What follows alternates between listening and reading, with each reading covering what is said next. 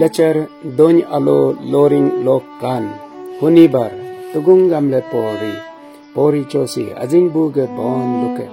Acts of the Apostles chapter 13 verses 44 to 52. Kasing ge diobar ho kemu bungpang hai isor ge gamcharam pe dube dochum pane ni maglang ham jiu nge hidlo kapa ne bulwe kahu rap pakune kahu nge chenyum tukula bulwe pol ge bingnam lungki ham jikrugam luke binge ne pakune po polla Barnabas bunyi nge urum jakbe gyoling pakune isor ge gamcharam nuluam gukte bingte cho dube ngulu ripane hebe mabedi ham nulu loha pane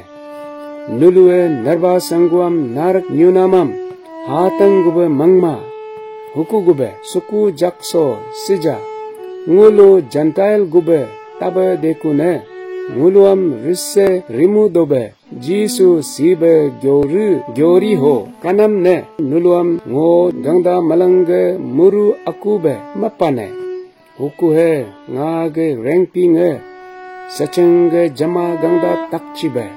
angchi dukube sam tepa nam he jantail tonglungam hingpu jak mane hoge bulue isor nilo ge pui gube filoni pak pakune hi malangam narba sangu gube nadung yartak pakune he mangjing bube rinya pakune hebe rila isor ge gamchere gangda ge lapang hati bongpang lo dupar pakune hebe mabdi